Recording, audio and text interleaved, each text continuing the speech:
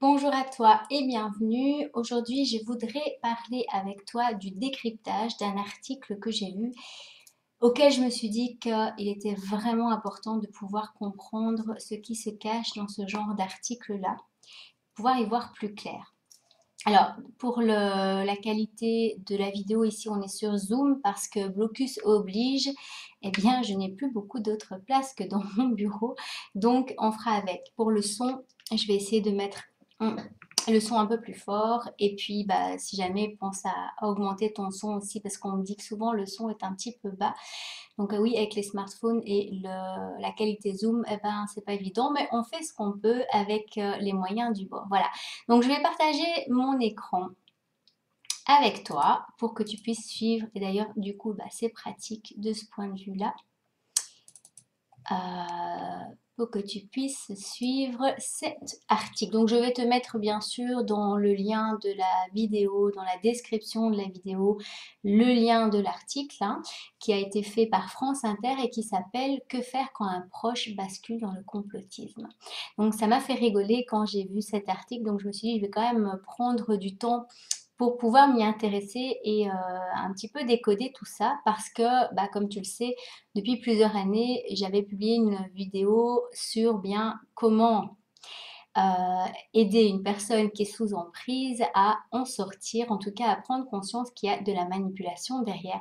Et donc quand je vois cet article, je me dis bah waouh, on dirait qu'on est sur la même longueur d'onde, sauf que là, on est déjà dans un paradoxe puisque dans le complotisme, on ne dit pas tout ce qu'il y a derrière, eh bien, il y a des choses qui sont justes et d'autres sur lesquelles je voudrais appuyer, te faire décoder certaines choses. Donc, on dit qu'aujourd'hui, il est conseillé sur ce que l'on peut faire lorsqu'un proche bascule, pardon, aujourd'hui, des conseils sur ce que l'on peut faire lorsqu'un proche bascule dans le complotisme. Et donc Tristan Mendès France va essayer en quelques minutes de présenter une série de conseils de bon sens ou avancés par des experts. Alors déjà ici, ce que je trouve marrant, outre le fait qu'on ne définit pas ce qu'est le complotisme, parce que comme je le dis régulièrement, que ce soit dans mes formations ou avec les personnes avec qui j'accompagne au niveau de la communication, eh bien, il est extrêmement important de savoir ce qu'on met derrière un mot qui veut tout dire et rien dire. Donc complotisme, ok, ça veut dire quoi en fait pour quelqu'un qui tombe, qui bascule dans le complotisme? On pourrait dire que c'est une dérive, et oui, dans ce mot complotisme, même s'il y a des personnes qui sont éveillées, bah, il y a des personnes qui vont dans tous les autres extrêmes, et je te montrerai une personne qui en parle d'ailleurs, et où je te conseille vivement d'écouter son interview qui se situe plus bas. Et donc ici, eh bien, on parle de bon sens, donc eux, ils ont le bon sens, et ils parlent des experts. Alors il faut savoir qu'au niveau de l'influence, bah, quand je vais te dire que je suis spécialisée dans la sortie d'emprise, ça va te mettre en confiance. Sauf que tu peux regarder les témoignages qu'il y a sur notre site sortiedemprise.com. Il y a un onglet où il y a tous les témoignages de personnes que j'ai pu accompagner à la sortie d'emprise. Mon histoire personnelle et tout va te donner cette confiance que finalement ma spécialisation, elle existe bel et bien. Ici, on parle d'experts. Alors, il y a des personnes où on va pouvoir faire des petites recherches et voir qui ils sont, mais c'est très large les experts. Et puis, avec tout ce qu'on entend en ce moment, les experts scientifiques qui n'ont peut-être jamais sauvé de malade, mais qui savent mieux que tout le monde ce qu'il faut faire, eh ben, excuse-moi, mais de nouveau, le mot expert, oui, qui, que, quoi, ils ont experts dans quoi, combien de personnes ils ont aidé, bah, tout ça, on n'en sait rien. Mais le fait de parler des experts, eh bien, ça va donner ce qu'on appelle ce syndrome lié à l'autorité, ça va donner confiance aux personnes. Et donc, eh bien, déjà, attention à qui se cache derrière quoi. Alors, quand on regarde la photo, moi ça m'a vraiment fait rigoler parce que au début j'ai cru que c'était une photo, quand j'ai vu l'article, je croyais que c'était une photo qui a été faite pour les personnes qui sont victimes de sectes comme les témoins de Jéhovah, parce qu'on dirait vraiment ce petit côté-là. Et puis on voit qu'il y a deux personnes qui parlent en fait à une autre et qui a un côté comme ça très pauvre, dans le sens, bah, la pauvre, elle n'a pas l'air bien, elle est victime en fait quelque part. Quelque part. Alors, que faire lorsqu'un proche bascule dans le complotisme? Eh bien, si on commence de suite par le plus évident. Il faut bien sûr éviter du mieux qu'on peut d'être conflictuel ou agressif. Bah oui, là je rejoins parce qu'effectivement, si on rentre dans les conflits, bah, c'est de l'ego par rapport à l'ego et il n'y a rien de productif. Et donc quand il n'y a rien de productif, eh bien forcément, bah, tout le monde va rester sur ce qu'il a besoin parce que la personne va se sentir attaquée et il n'y a personne sur Terre qui change quand elle se sent accusée ou attaquée. Alors l'idée, c'est de voir ce proche non pas comme un adversaire, mais comme une victime. Oui, et il est évident que voir quelqu'un comme un adversaire, bah, c'est un combat d'ego, donc évidemment, sauf que ici, le fait de le voir comme une victime, on rentre quand même aussi dans la condescendance. Alors si une personne est sous l'emprise avec des conséquences liées à l'emprise, comme c'est le cas dans une secte où on va parler de maltraitance, oui, on peut parler qu'il y a une victime quelque part derrière, mais si c'est une personne qui a des croyances, qu'il pense que ce qu'on est en train de vivre est lié à la théorie du complot, en vrai ou non, mais qu'elle n'a elle n'est pas dans le subir par rapport à ça, qu'elle n'en est pas malheureuse, en quoi cette personne est une victime parce qu'elle croit différemment. Donc ça, c'est super intéressant de voir comment ça se passe, surtout quand on connaît le triangle de Karpman. Ça veut dire que si on la considère comme une victime, eh bien quelque part, on n'est plus auquel et on est quoi? Le sauveur, en sachant que le sauveur, dans le triangle de Karpman, il va se changer en persécuteur. Et puis après, il va peut-être même prendre le statut de victime. Donc, personnellement, je pense que conscientiser qu'une personne est sous emprise, mais en comprenant s'il vient se confier en vous des maltraitances qu'il vit, et là on peut reconnaître qu'il est victime, mais avant ça, si on considère déjà toutes les personnes qui ne pensent pas comme nous comme des victimes, bah, ça veut dire que nous, franchement, on est vachement mieux qu'eux, donc bravo l'ego par rapport à ça. Alors, ça, ce n'est pas toujours facile, on a parfois en face de soi un individu désagréable, braqué ou orgueilleux. Alors moi là ça m'a bien fait rire parce que je dis oui, on a parfois en face de soi et on va mettre que des adjectifs qui sont vraiment jugeants et désagréables. Bah, on pourrait aussi avoir en face de soi quelqu'un qui tout simplement ne pense pas comme nous.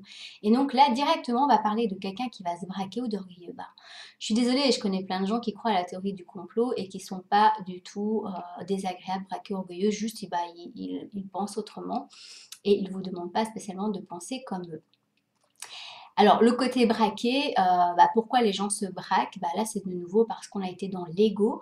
Donc, ça veut dire que si on a une intention, et on va en parler après, que cette personne doit penser comme nous, bah forcément, elle va se braquer parce qu'elle va ressentir qu'il y a une atteinte à son libre arbitre.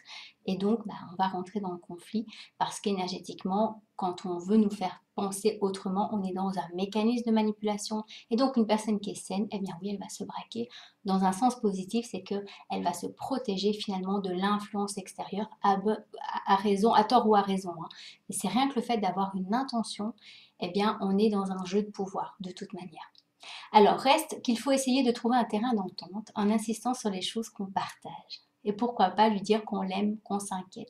Rappeler les bons souvenirs qu'on avait avant qu'il ne bascule. Donc là, on est de nouveau dans le fait qu'on n'a jamais, dans cet article, on n'a jamais dit que le complotisme a amené des conséquences terribles.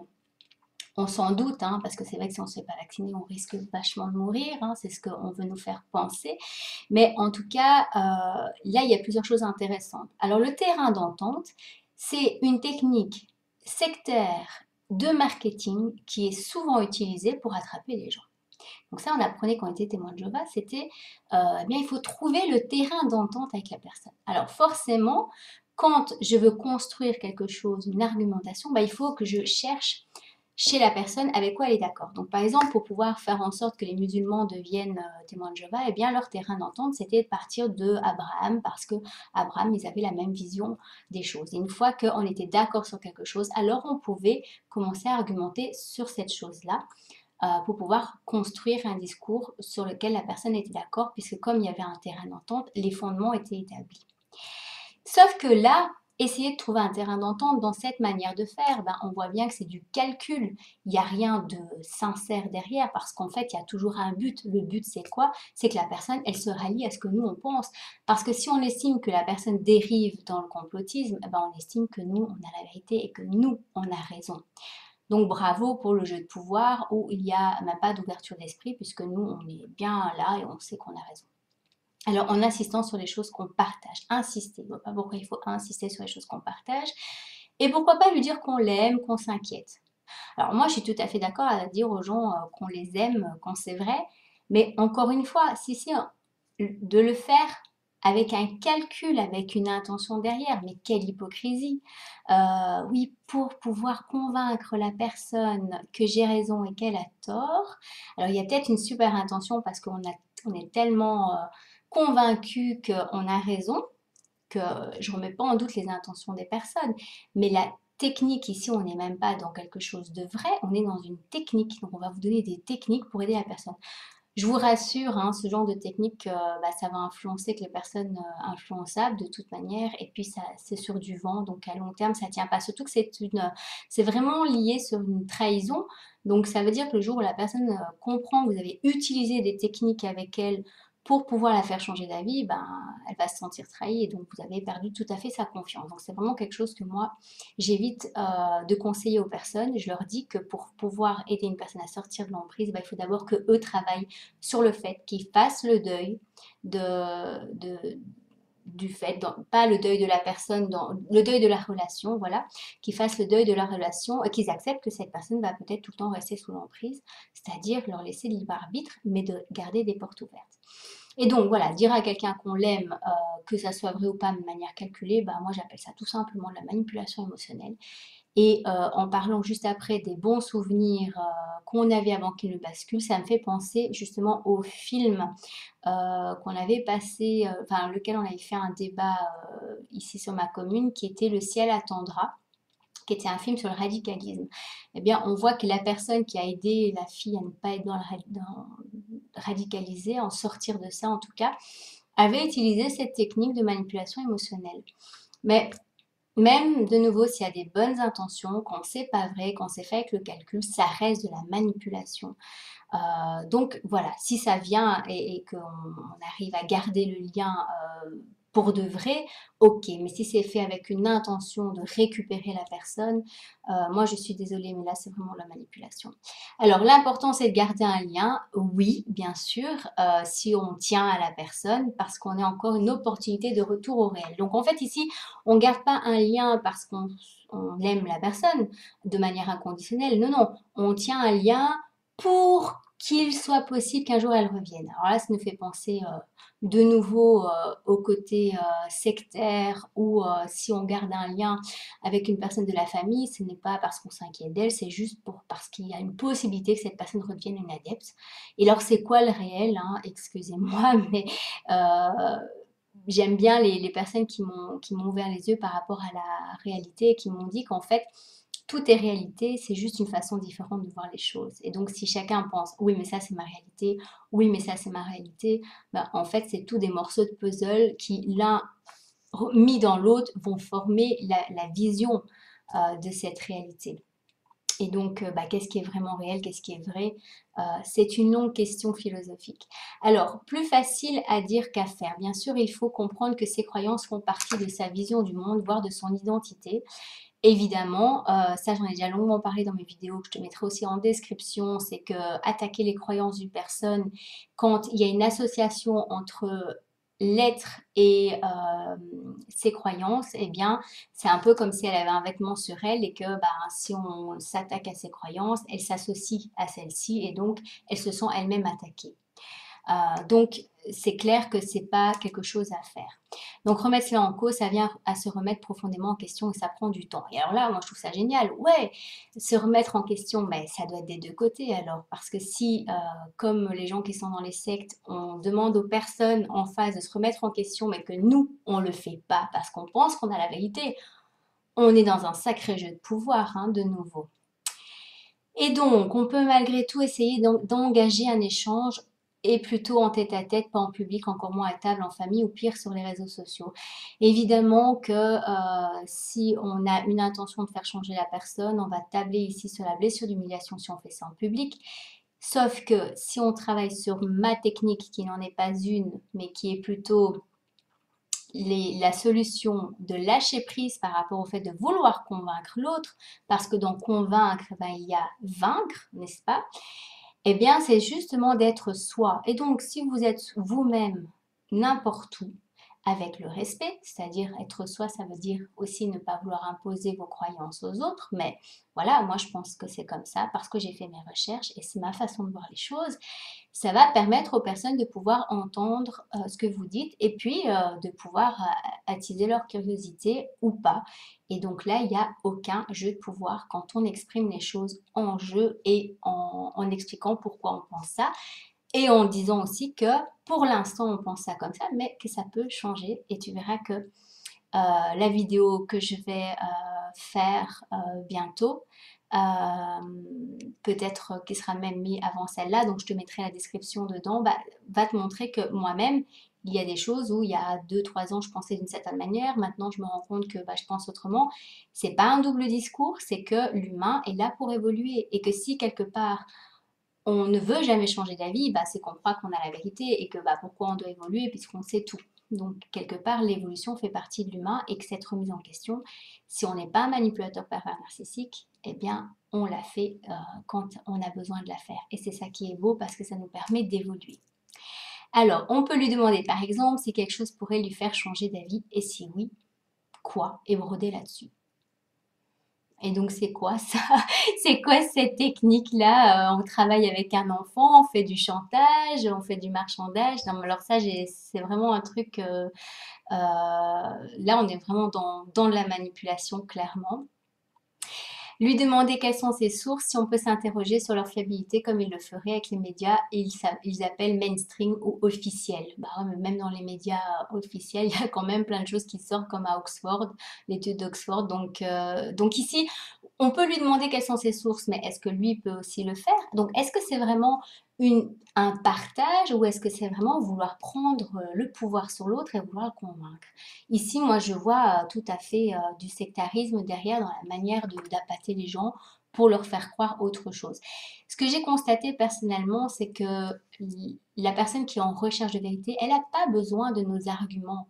Elle a plutôt besoin, comme Socrate, qu'on lui pose les bonnes questions. Et voilà, c'est vrai que la bonne question par rapport aux sources, ça pourrait être, eh bien, c'est quoi d'abord une source fiable? Moi, c'est la première chose que je dirais. Pour moi, personnellement, une source fiable, c'est un humain en face qui me parle avec son cœur. Alors oui, peut-être qu'il va dire des trucs qui sont pas justes, mais en tout cas, je vais voir la sincérité derrière.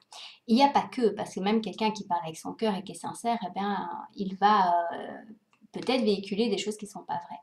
Mais quelqu'un qui est spécialiste, qui est humain, empathe et qui parle avec son cœur, je vais avoir beaucoup plus d'écoute et pour moi, ce sera plus quelque chose de fiable que quelqu'un qui a fait l'université et qui est payé par les entreprises pharmaceutiques et qui a des conflits d'intérêts.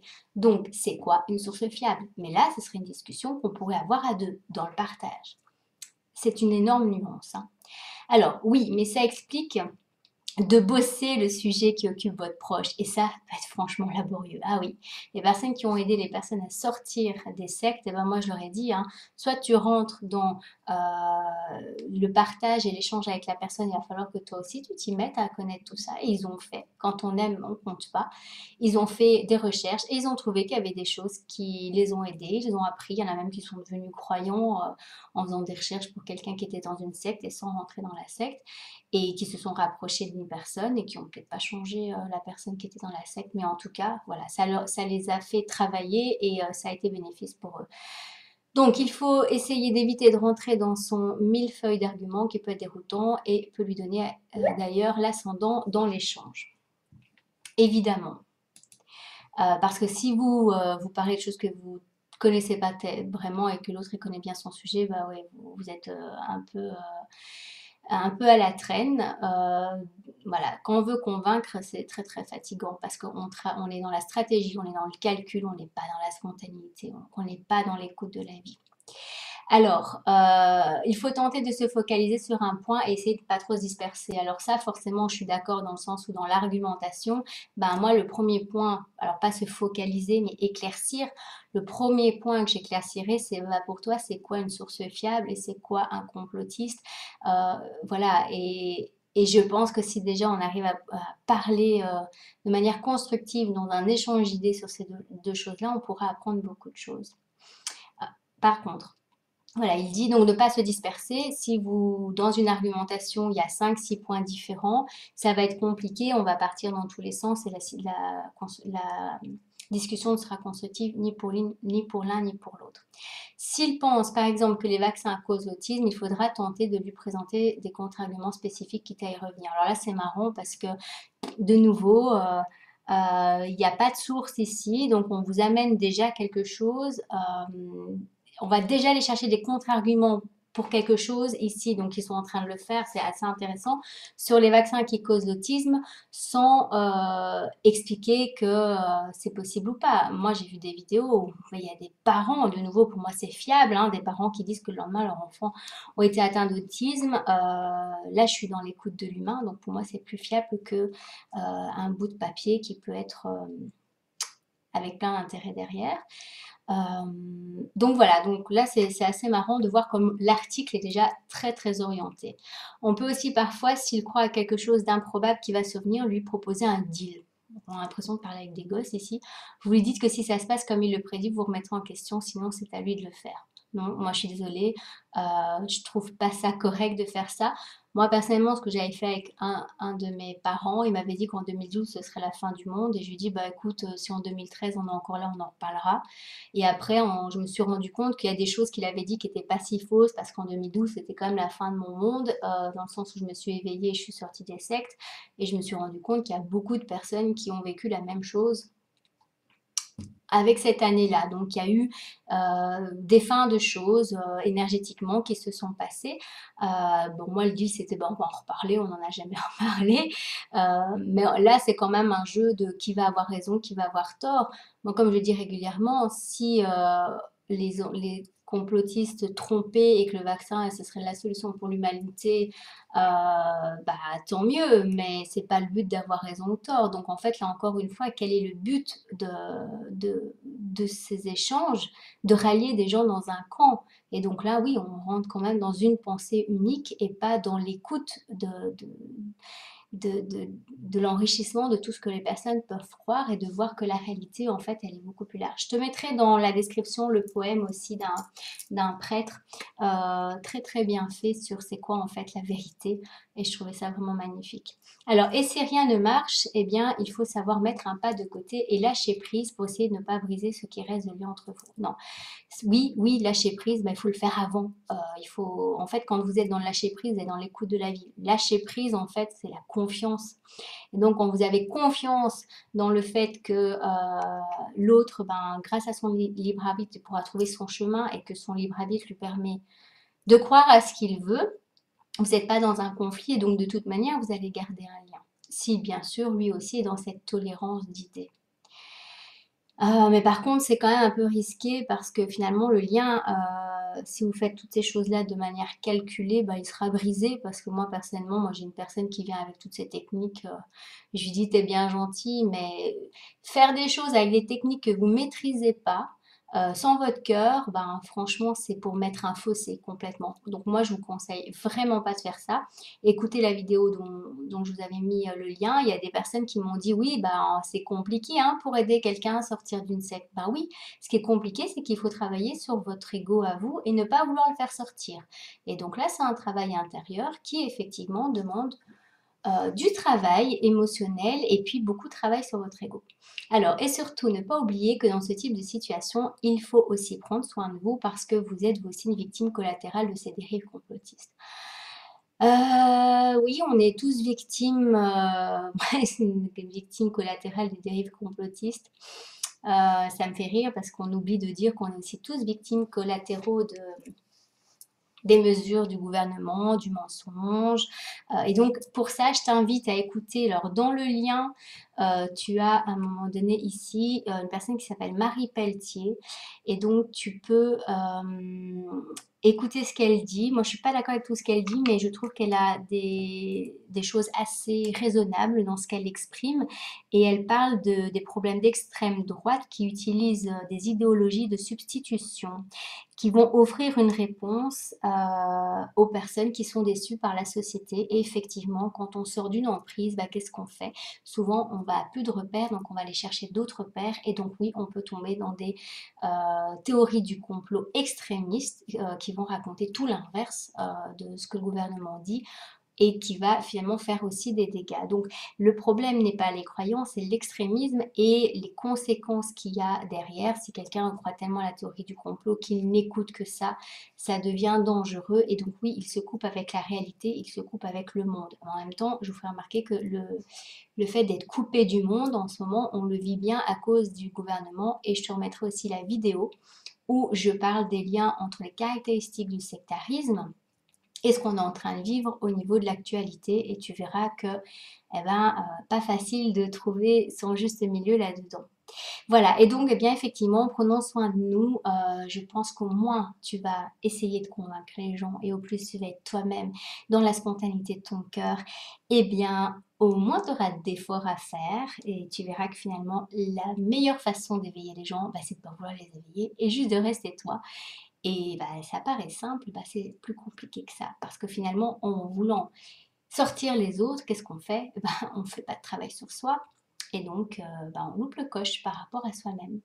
Sur ce, je te souhaite une excellente journée et on se dit à bientôt et bonne transition, bonne fête de fin d'année et peut-être à bientôt pour un nouveau décryptage. Ciao, ciao!